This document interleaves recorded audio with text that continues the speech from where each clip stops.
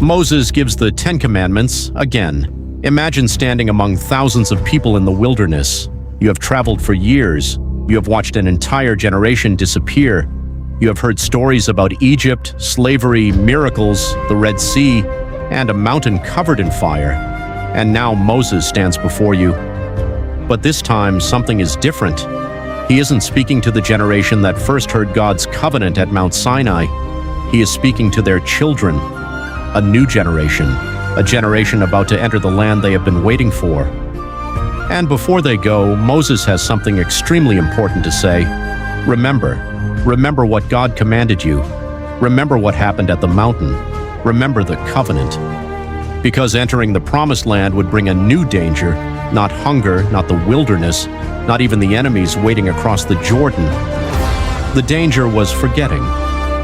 Deuteronomy 4:44 introduces this section as the law that Moses set before the people of Israel. Moses is preparing them for life beyond the wilderness, and then in chapter 5 he gathers the people together. Not just the elders, not just the leaders, the whole community. Moses says, in effect, listen carefully. These commands are not merely ancient words belonging to your parents. They concern you. The covenant was made with the people standing there. And then Moses takes them back to the mountain, back to the moment when everything changed. You can almost picture it. A massive crowd gathered around the foot of the mountain. The air is filled with tension. The people remember what happened there. Fire, cloud, darkness, and a voice that declared the commandments. Then Moses begins repeating them. The first commandment establishes the foundation. You are to have no other gods before God. For a people surrounded by nations with countless gods and religious practices, this command was more than a religious rule. It defined their identity. Israel was not supposed to divide its loyalty. The God who brought them out of Egypt demanded exclusive devotion. Then comes the command concerning idols. Do not make an image and treat it as God. That idea would have been difficult in the ancient world.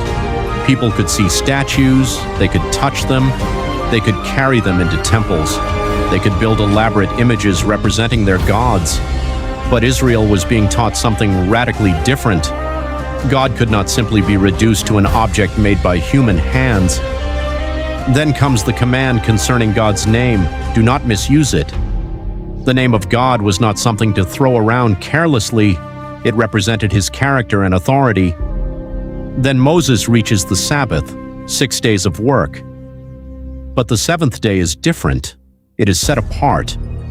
And here Moses connects the command not only to creation, but also to Israel's experience of slavery.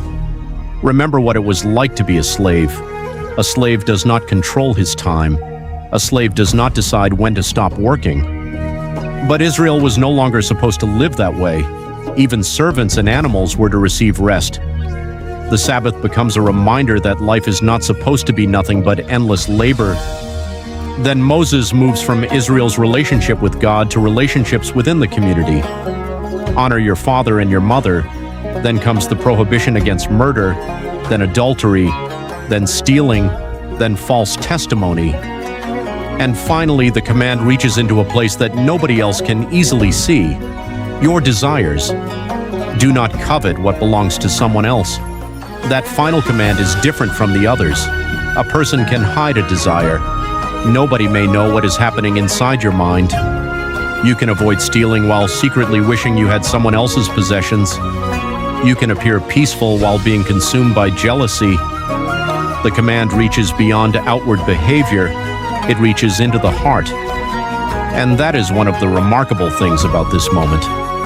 The Ten Commandments are not simply a list of punishments and prohibitions. They describe the kind of community Israel is supposed to become.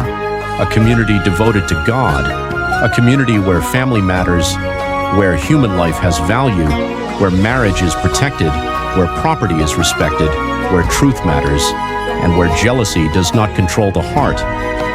But Moses doesn't simply repeat the commandments. He reminds the people what happened when God spoke them. The people had been terrified. The mountain was burning. Darkness covered it. There was fire. There was a powerful voice. And the people told Moses that they were afraid they would die if they continued hearing God's voice directly. So Moses became the mediator. He stood between the people and God. He received the words. Then he brought them back to the people. And now, years later, Moses is doing something similar again. He is standing before a generation that needs to hear the covenant for itself. That detail matters, because Israel is about to experience a dramatic change. For years, their lives have been structured around movement, camp, travel, water, food, cloud, fire, the wilderness. But soon they will cross the Jordan. They will live in houses they did not build. They will eat from fields they did not plant. They will settle into towns. They will have land. They will have possessions. And that creates a different kind of temptation. When survival is difficult, you remember where your help comes from. But when life becomes comfortable, forgetting can become surprisingly easy. That is why Moses keeps returning to memory. Remember, listen, do not forget. The commands are not being given simply because Moses wants Israel to have rules. They are being given because the future of the community depends on whether the people remember the covenant. And notice something else. Moses does not tell them to remember only when things go wrong. The command matters when things go well. That may be the more difficult test. When you are hungry, you pray. When you are afraid, you pray. When you are trapped, you remember God. But what happens when the danger disappears? What happens when you have food, a home, security, land, freedom? What happens when you no longer feel desperate? That is where forgetting can begin. Deuteronomy is deeply concerned with this problem. Because Israel's greatest danger is not simply that they might encounter another enemy, it is that they might gradually stop remembering why they are there. The commandments are therefore connected to identity. They remind Israel who they are and whose people they are. Moses is essentially telling them, you are about to enter a new world. Do not let the new world make you forget the God who brought you here. And this makes the scene surprisingly relevant. Because forgetting does not usually happen all at once. You don't wake up one morning and suddenly decide that everything you believed yesterday means nothing. It happens gradually. One memory becomes less important. One command becomes inconvenient. One compromise seems harmless. One generation assumes the next generation already understands. And eventually, something that once shaped an entire community becomes something people barely remember. That is why Moses gathers everyone. He doesn't want the covenant to remain merely a story their parents once told them. He wants the new generation to hear it, to understand it, and to live by it. There is also something deeply human about Moses' final instructions. He knows he will not lead them forever. The wilderness journey is coming to an end. His own role is approaching its conclusion.